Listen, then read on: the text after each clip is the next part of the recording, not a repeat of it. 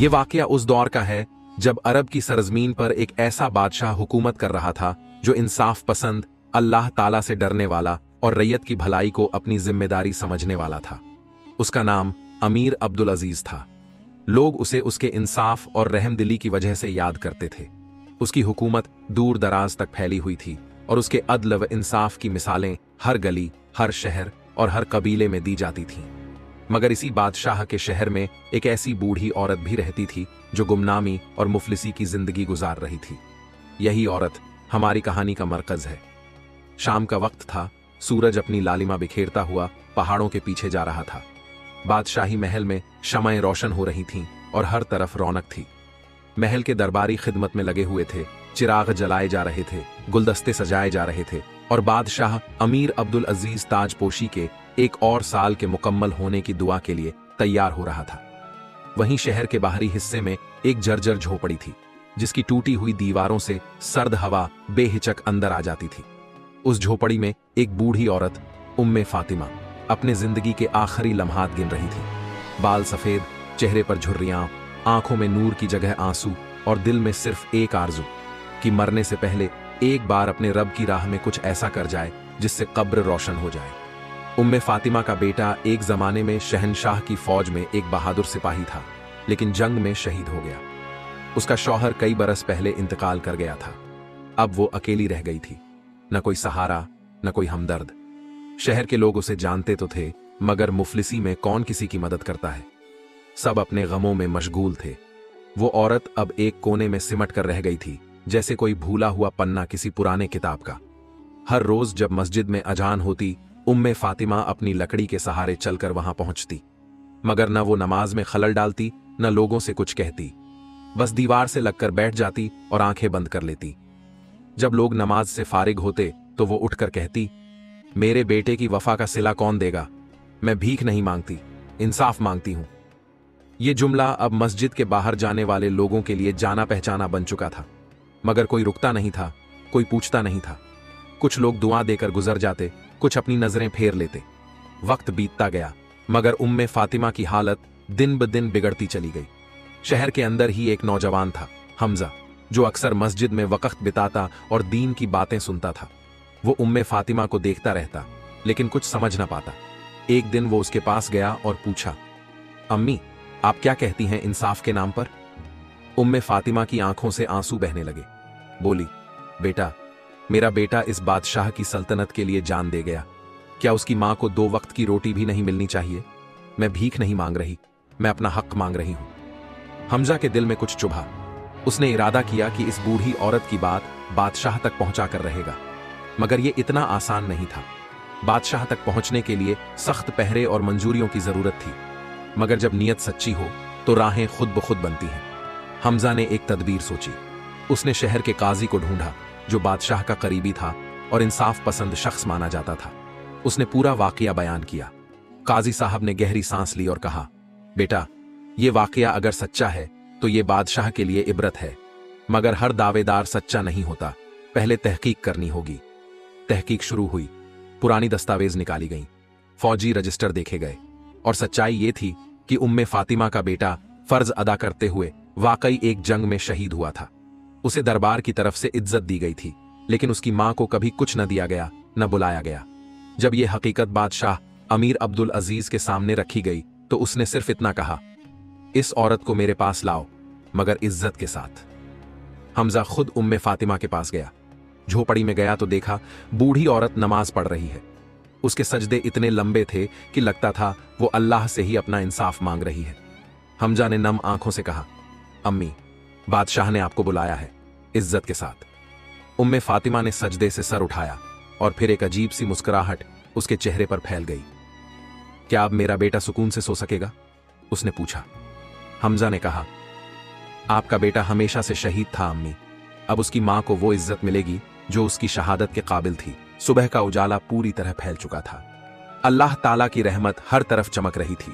मस्जिदों से कुरानी आवाजें गूंज रही थीं और वहीं सुबह उम्मे फातिमा की जिंदगी का नया पन्ना लिखने जा रही थी। उसकी झोपड़ी के बाहर बादशाही सवारी खड़ी थी। 2 घोड़े, 1 ऊंट की पालकी और 4 मुहाफिज। शहर की गलियों से गुजरते हुए लोगों की निगाहें उम्मे फातिमा पर थीं। अभी तक जो औरत उनके लिए एक गुमनाम, बूढ़ी, फटेहाल बेजुबान थी, अब वो बादशाही ताजीम के साथ रुखसत की जा रही थी। लोगों की आंखों में अफसोस था, शर्मिंदगी थी और कुछ की आंखें नम थीं। वो सोचते रहे, क्या हम इस औरत को पहचान न सके? हमजा सवारी के साथ था। उसकी आंखों में अजीब सी चमक थी। अल्लाह ने उसे जरिया बनाया था एक बेबस मां की आवाज हुक्मरान तक पहुंचाने का। महल की दीवारें दूर से नजर आने लगीं।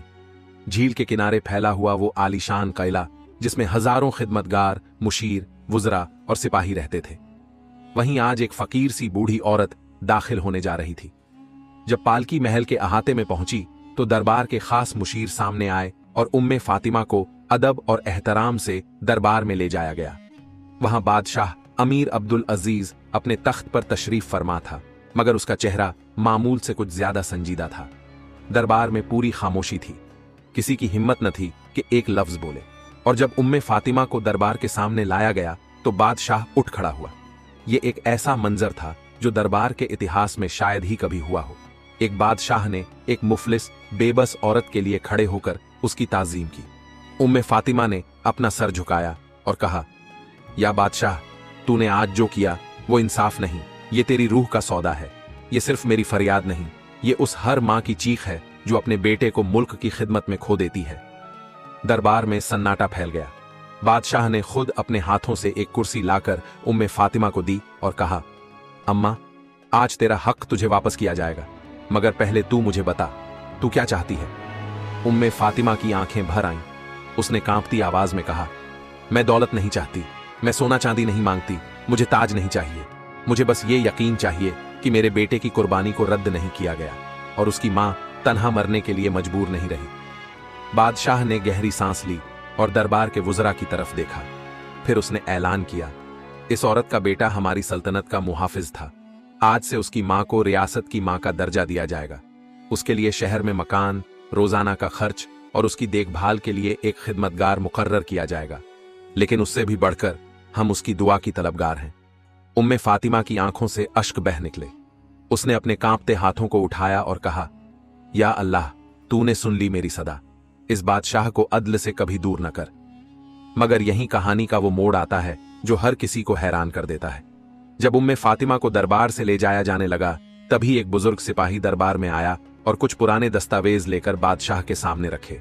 वो बोला, जहांपनाह, मुझे अफसोस है कि जो तहकीक हमने की थी उसमें एक बात छुप गई थी। बादशाह ने दस्तावेज पढ़े और उसकी आंखों में हैरत की चमक दौड़ गई। उसने फौरन उम्मे फातिमा को वापस बुलाया। वो दस्तावेज इस बात की गवाही थे कि उम्मे फातिमा का बेटा शहीद नहीं हुआ था, बल्कि जंग के बाद गुमशुदा हो गया था और उसे दुश्मन कैद करके ले गए थे। बादशाह ने फौरन अपने गुप्त मुशीरों को हुक्म दिया, उसकी तलाश की जाए। हर सरहद, हर कैद खाना, हर दुश्मन की फौज में मैं उम्मे फातिमा के बेटे को वापस लाना चाहता हूं। अब उम्मे फातिमा की आंखों में दो सवाल थे, क्या मेरा बेटा जिंदा है, और अगर है तो अब तक कहां था? बादशाह ने खुद उम्मे फातिमा को यकीन दिलाया कि जब तक उसकी खबर न मिल जाए तब तक वो इस मामला को अपना जाती मामला समझेगा। शहर में हुक्मनामा जारी हुआ। लोग हैरान थे कि एक बूढ़ी औरत के लिए बादशाह खुद इस कदर मुतहर्रिक हो गया। मगर यही तो इंसाफ का उसूल था, जो सबसे कमजोर के लिए हो वही हकीकत में अदल कहलाता है। अब उम्मे फातिमा दरबार के एक महफूज हिस्से में ठहराई गई थी। उसे एक दाई, एक हाफिजा और एक तबीब रोज देखभाल के लिए मुहैया थे। मगर उसकी रातें अब और भी बेचैन थीं। पहले वो बेटे की कुर्बानी पर रोती थी, अब उसके गुम होने की सोच पर। वो हर रात तहमद और दुपट्टे में लिपटी रब के सामने सजदे में गर्क रहती। उसकी दुआ थी, या रब, अगर मेरा बेटा जिंदा है तो उसे मेरे पास लौटा दे, और अगर शहीद हो गया है तो मुझे सच्चाई बता दे, ताकि मेरी रूह को सुकून मिले। दरबार से वुजरा और मुशीर निकल चुके थे। शाम की ठंडी हवा अब महल की दीवारों से टकरा रही थी। उम्मे फातिमा अपने कमरे में थीं, मगर उनके दिल की कैफियत किसी तूफान से कम न थी। वो सुकून की तलाश में थीं, लेकिन दिल बेचैन था। अब सवाल यह नहीं था कि बेटा शहीद हुआ या नहीं, सवाल यह था कि क्या वो अब तक जिंदा है। बादशाह अमीर अब्दुल अजीज ने खास तौर पर शहर के नामचीन मुशीरों को बुलवाया और अपने गुप्त जासूसों का एक दल तश्कील दिया। इन जासूसों का काम सिर्फ एक था, उम्मे फातिमा के बेटे की तलाश। उन्हें हुक्म था कि अरब की सरहदों से बाहर तक जाएं, यमन, शाम, मिस्र, बल्कि बाइजेंटाइन सल्तनत तक भी। बादशाह ने फरमान जारी किया, जिस शहजादे ने हमारी सल्तनत के लिए खून बहाया, उसकी मां अब हमारी मां है और उसका बेटा अब हमारी तलाश है। दूसरी जानिब उम्मे फातिमा ने अपने कमरे में एक पुराना टुकड़ा निकाला, उसके बेटे की एक पुरानी टोपी जो उसे बचपन में पहनाई थी। वो उसे सीने से लगाए बैठी रब से दुआ कर रही थी, या रब, तूने यूसुफ को याकूब से मिलाया, तू मुझे मेरे बेटे की खबर दे। इस बीच हमजा, जिसने इस वाकये की शुरुआत की थी, बादशाह के खुफिया दल में शामिल हो गया।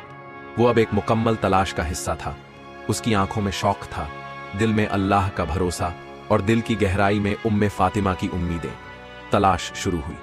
पहला इत्तेला यमन से आया। वहां एक कैद खाना था जहां कई साल पहले एक नौजवान लाया गया था जिसे बेहोशी की हालत में पकड़ा गया था। दस्तावेजों में उसका नाम नहीं था, मगर अलामात मिलती जुलती थीं। हमजा फौरन रवाना हुआ। यमन की सरहदों पर पहुंचते ही उसे वहां की फौज ने रोका, मगर जब उसने बादशाह का मुहरशुदा फरमान दिखाया तो उसे आगे बढ़ने की इजाजत मिली। वो कैद खाना एक पुराना किला था, ऊंची दीवारें, लोहे के दरवाजे और हर कोने में सिपाही। वहां के सरबराह ने कहा, हमारे पास एक कैदी है जो अरबी बोलता है, मगर कोई पहचान नहीं बताता। अक्सर बेहोशी की हालत में अल्लाह और मां को पुकारता है। हमजा का दिल तेजी से धड़कने लगा। उसे उस कैदी के पास ले जाया गया। वो कैदी दुबला, कमजोर, मगर उसकी आंखों में अजीब सी रोशनी थी। जब हमजा ने उससे पूछा, क्या तुम्हें उम्मे फातिमा याद है, तो कैदी की आंखों से आंसू बह निकले। उसने कमजोर आवाज में कहा, अम्मा, क्या वो अब भी जिंदा है? हमजा की आंखें भी भर आईं। उसने कहा, हाँ, वो जिंदा है और तुम्हारा इंतजार कर रही हैं। वो नौजवान कोई और नहीं, उम्मे फातिमा का बेटा हाफिज सलमान था। उसने बताया कि जंग के बाद उसे दुश्मनों ने कैद कर लिया और बेहोशी में यहां ले आए। उसके बाद उसे किसी से मिलने न दिया गया। उसकी आवाज तक छीनने की कोशिश की गई, लेकिन उसने हिम्मत नहीं हारी। वो रोज कुरान की आयातें दोहराता, नमाज अदा करता और अपनी मां के लिए दुआ करता। हमजा ने फौरन बादशाह को खबर भेजी और फिर हाफिज सलमान को बादशाही इज्जत के साथ यमन से रिहा करवाया गया। जब वो महल की सरहद में दाखिल हुआ तो उम्मे फातिमा को पहले ही खबर दे दी गई थी। उस वक्त का मंजर देखने वाला था। उम्मे फातिमा जमीन पर बैठी थीं और उनके सामने एक पालकी आकर रुकी। जब हाफिज सलमान पालकी से उतरा तो वो भी कांप रहा था। मां और बेटे की वो मुलाकात ऐसी थी जैसे याकूब और यूसुफ की मुलाकात। उम्मे फातिमा ने उसे सीने से लगाया और सिसकियों में बोली, बेटा, तू जिंदा है, बस अब मेरी जिंदगी मुकम्मल है। महल के सारे लोग इस मंजर को देखकर रो पड़े। बादशाह ने कहा, आज मेरी सल्तनत में सबसे बड़ा इनाम मिला है, एक मां की दुआ और एक बेटे की वापसी। उस दिन महल में कोई जश्न नहीं था, मगर सुकून था। कोई रौनक नहीं थी, मगर रूहानी नूर था। उम्मे फातिमा अब सल्तनत की मां थी और सलमान अब एक नई मिसाल बनने जा रहा था, उस बेटे की जो अपनी मां की दुआओं से मौत के मुहाने से वापस लौटा। लेकिन कहानी यहीं खत्म नहीं हुई। कुछ दिन बाद उम्मे फातिमा ने सलमान से पूछा, बेटा, जब तुझे कैद किया गया उस वक्त क्या तुझ पर जुल्म किया गया? सलमान की आंखें झुक गईं। उसने कहा, अम्मी जान, उन्होंने मेरी नमाजें छीनने की कोशिश की, मुझे कुरान से दूर करने की कोशिश की, मगर मैं हर वक्त आप ही को याद करता रहा। मेरी सबसे बड़ी ताकत आपकी दुआ थी। उम्मे फातिमा ने उसे गले लगाया और कहा, तू मेरा फख्र है बेटा, अल्लाह तुझसे बड़ा काम लेगा। और यहीं से एक नई शुरुआत हुई।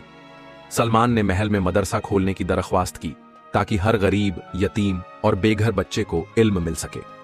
बादशाह ने न सिर्फ मंजूरी दी बल्कि उसे सल्तनत की तालीमी कौंसिल का सरबराह बना दिया। अब उम्मे फातिमा के दिन रूहानी सुकून में बीत रहे थे और सलमान का नाम हर जुबान पर था।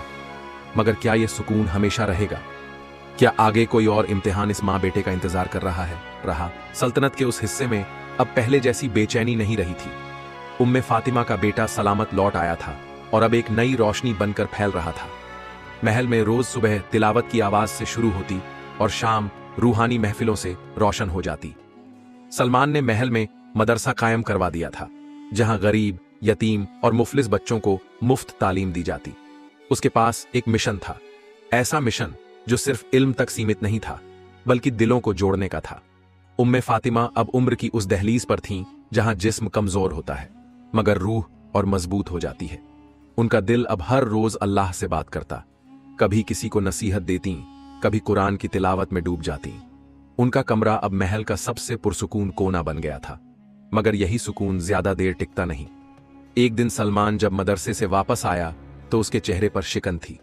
उम्मे फातिमा ने उसे देखते ही कहा, बेटा क्या बात है, चेहरे पर परेशानी क्यों है? सलमान ने कहा, अम्मी जान, एक खबर आई है, सल्तनत के पश्चिमी हिस्से में एक सरकश कबीला उभर रहा है। वो हमारे इल्म और दीन के खिलाफ बातें फैला रहा है।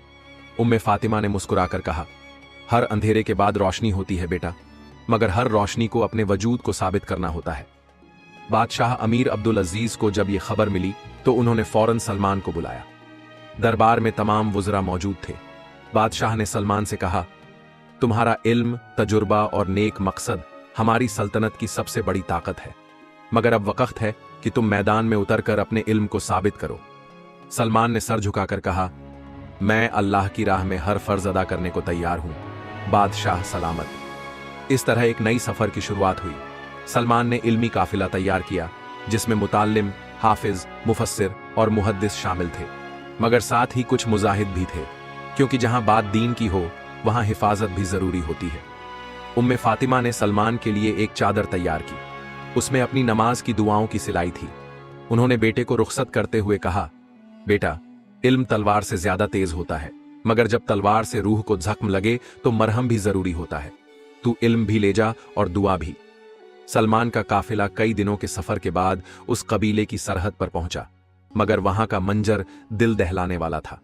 बच्चे जंग के खौफ में पल रहे थे, औरतें मजहब से दूर हो चुकी थीं और मर्द गलत राहों पर चल रहे थे।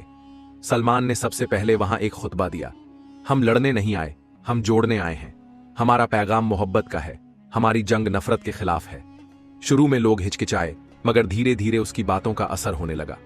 वो दिन रात कुरान की तिलावत करता, लोगों से मिलता और बच्चों को तालीम देता, मगर हर कामयाबी के पीछे कोई न कोई आजमाइश जरूर होती है। एक रात जब सलमान नमाज अदा कर रहा था तो कुछ सरकश लोग उसके खेमे में दाखिल हुए और उसे धमकाया, मगर सलमान ने कहा, जो अल्लाह से डरता है उसे किसी और से डर नहीं लगता। वो लोग वापस चले गए, लेकिन सलमान समझ गया कि इम्तिहान शुरू हो चुका है। उसने अपने काफिले को मजबूत किया और हर काम को और भी ज्यादा इखलास के साथ अंजाम देने लगा। इधर उम्मे फातिमा हर रात तहज्जुद में अपने बेटे की सलामती की दुआ करती। उनकी आंखों में नींद नहीं थी, लेकिन दिल में यकीन था। बादशाह खुद अक्सर उनके पास आते और कहते, आपकी दुआ ही हमारी सल्तनत की हिफाजत है। कुछ ही महीनों में वो कबीला बदलने लगा। वहां नमाज की आवाजें गूंजने लगीं, बच्चे कुरान की तालीम लेने लगे और औरतें पर्दे की तरफ लौटने लगीं। सलमान का नाम अब सिर्फ महल में नहीं, बल्कि सरहदों से बाहर भी लिया जाने लगा। मगर तभी एक और खबर आई। एक सरकश सरदार ने उसके खिलाफ फौज तैयार कर ली थी। सलमान ने जवाब में जंग नहीं, बल्कि दावत भेजी। उसने उस सरदार को कहा, आओ हम बैठकर बात करें। तुम्हारा गुस्सा हो सकता है वाजिब हो, मगर उसका इलाज तलवार नहीं, समझदारी है। सरदार ने मुलाकात मंजूर कर ली। वो रात सलमान ने सारी रात दुआ की और उम्मे फातिमा ने अपने कमरे में चिराग जलाए रखे। अगली सुबह मुलाकात हुई। सरदार एक सख्त मिजाज इंसान था, मगर सलमान की बातें, कुरानी हिकमतें और दिल से निकले अल्फाज उसके दिल में उतर गए। आखिरकार वो सरदार सलमान का मुरीद बन गया। उसने कहा, तू सिर्फ इल्म वाला नहीं, तुझे मां की दुआओं का असर हासिल है। इस मुलाकात के बाद पूरा इलाका सलमान के कदमों में आ गया। वहां मस्जिदें बनवाई गईं, मदरसे कायम हुए और लोग फिर से दीन की तरफ लौटने लगे। जब सलमान वापस महल लौटा तो उम्मे फातिमा उसे देखकर मुस्कुराईं, मगर अब उनका जिस्म और भी कमजोर हो गया था। उन्होंने बेटे का माथा चूमा और कहा, अब मुझे इत्मीनान है, तू सिर्फ मेरा बेटा नहीं, इस उम्मत का बेटा है। उस रात उम्मे फातिमा ने आखिरी बार कुरान खोला, आंसुओं में लिपटा हुआ सफा पढ़ा और फिर रब से मुलाकात के लिए तैयार हो गई। सुबह जब सलमान उनके कमरे में आया तो वो सजदे की हालत में रब से जा मिली थीं। पूरा महल गम में डूब गया। बादशाह ने उन्हें सल्तनत के मकबरे में दफन करवाया और कहा, वो सिर्फ एक मां नहीं थी, वो हमारी रूह की शफाफी थी। सलमान उनकी कब्र पर बैठकर देर तक रोता रहा, मगर फिर उसने आंसू पोंछे और कहा, अम्मी, अब मैं आपकी राह पर चलूंगा। जब तक जिंदा हूं, आपकी मोहब्बत और दुआओं को जिंदा रखूंगा। उम्मे फातिमा के इंतकाल के बाद महल की फिजा में एक अजीब सी खामोशी छा गई थी। उनकी रूहानी मौजूदगी अब भी हर कोने में महसूस होती थी, मगर उनका जिस्मानी जाना सलमान के लिए एक गहरा सदमा था। मगर इस सदमे ने उसे तोड़ा नहीं बल्कि और मजबूत कर दिया। सलमान अब सिर्फ इल्म का अलंबरदार नहीं रहा, बल्कि उसे एक बड़ी जिम्मेदारी भी सौंपी गई, सल्तनत की दीनी और तालीमी रहनुमाई की। बादशाह अमीर अब्दुल अजीज ने उसे अपने वजीरों के साथ बैठकों में शामिल करना शुरू किया और जल्द ही उसे एक अहम ओहदा मिल गया, मुख्तार उल उलमा, यानी सल्तनत का सबसे आला दीनी मुशीर। मगर इस ओहदे के साथ एक साया भी सलमान के करीब आता जा रहा था, साजिशों का साया। महल के अंदर कुछ लोग थे जो सलमान के बढ़ते हुए असर और रसूख से खौफजदा थे, खास तौर पर वजीर आला जायद बिन हारिस, जिसे लगता था कि सलमान उसकी कुर्सी के लिए खतरा बन सकता है। जायद ने महल के कुछ वफादारों को साथ मिलाकर एक मंसूबा तैयार किया। उनकी योजना थी सलमान की शख्सियत पर शक पैदा करना, उसके इल्म को जालसाजी कहना और फिर बादशाह को उसे दरबार से दूर करने पर मजबूर करना। उन्होंने पहला वार किया, एक जाली खत तैयार करवाया जो सलमान के नाम पर था और जिसमें एक बाहरी सल्तनत से मदद मांगने की बात लिखी गई थी। यह खत बादशाह तक पहुंचा। बादशाह चौंके, मगर उन्होंने फौरन सलमान को तलब नहीं किया, बल्कि पहले इसकी तहकीकात का हुक्म दिया। सलमान को भी ये बात कानों कान पहुंच गई। उसने सब्र से काम लिया और तहज्जुद की रातें और बढ़ा दी।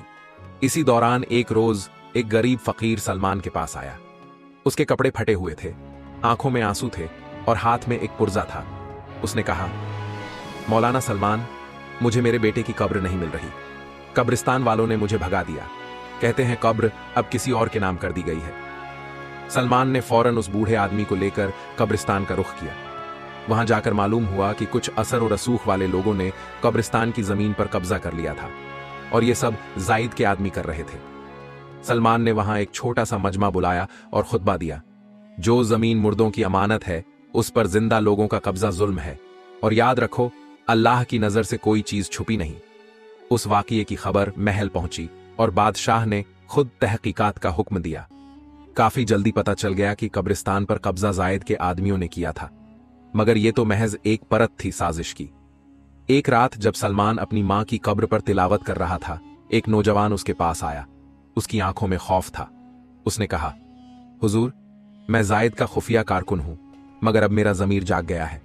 आपके खिलाफ जो साजिश चल रही है मैं सब बता सकता हूं। सलमान उसे लेकर बादशाह के पास पहुंचा।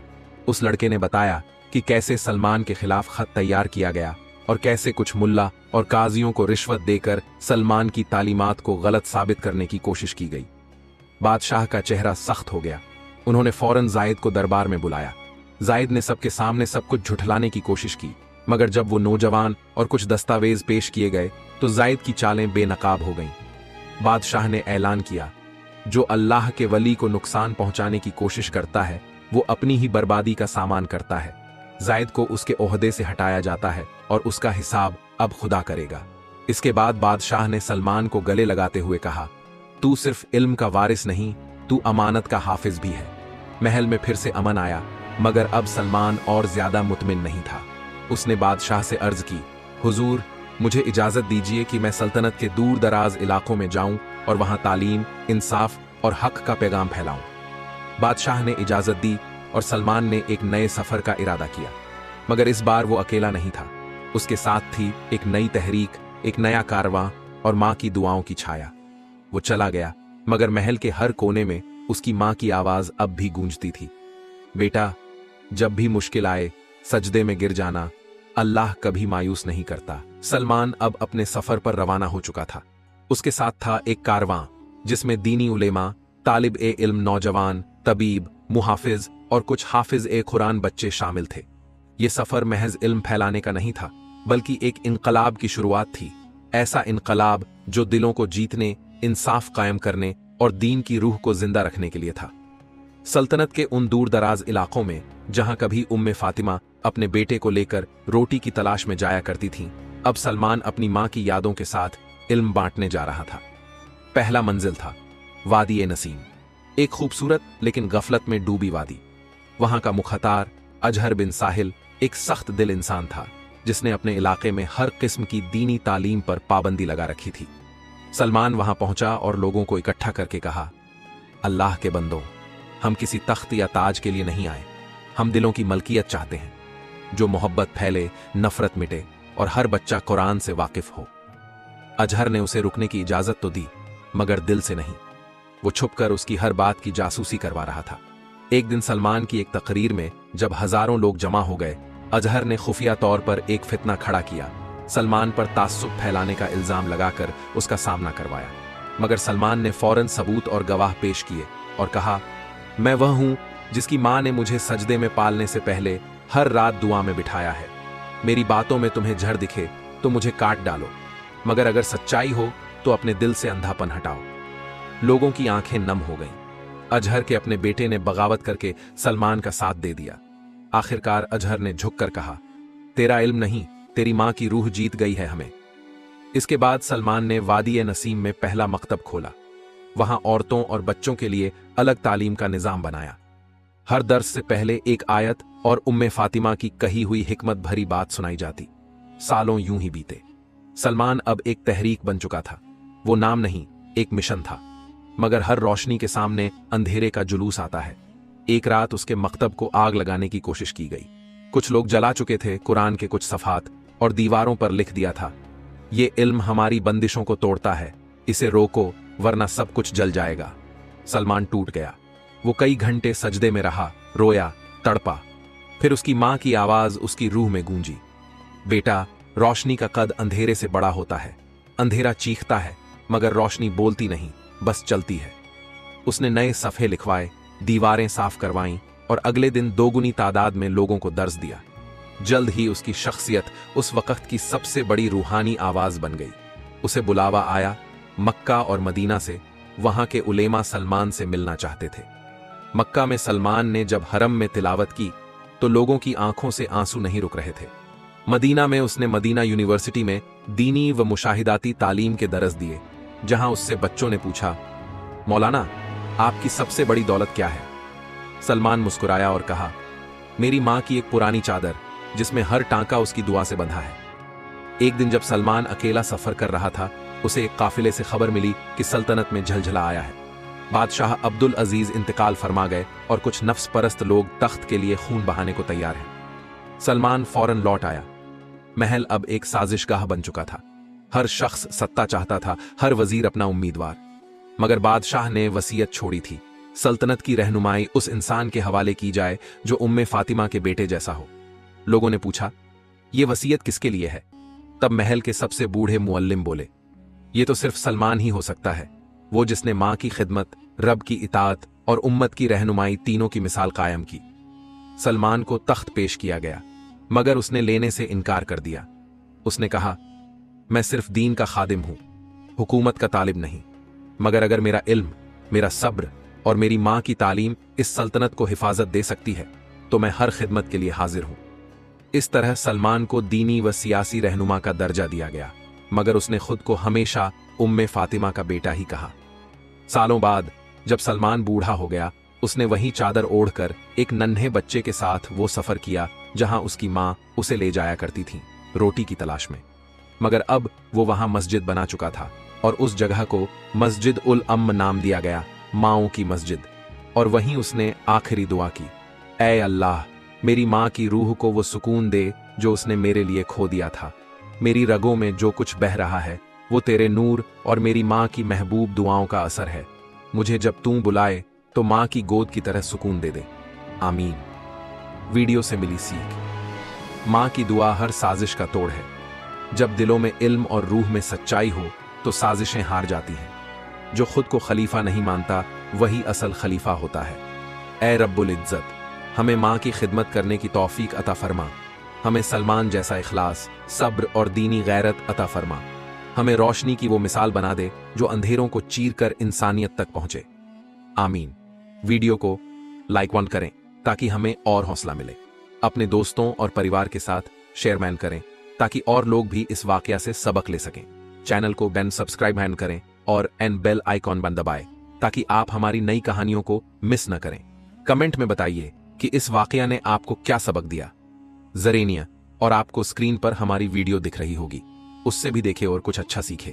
जल्दी मिलते हैं एक और नई इबरतनाक इस्लामिक कहानी के साथ।